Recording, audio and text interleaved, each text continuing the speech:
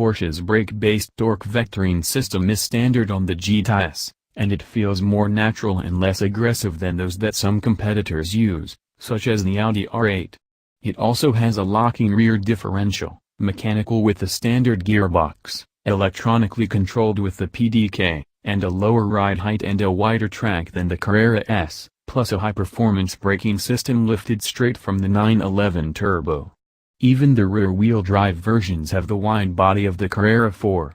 The Sport Chrono package and its launch control function is standard, and, for the ultimate in lateral dynamics and stability, buyers can spec dynamic anti-roll bars and rear-wheel steering.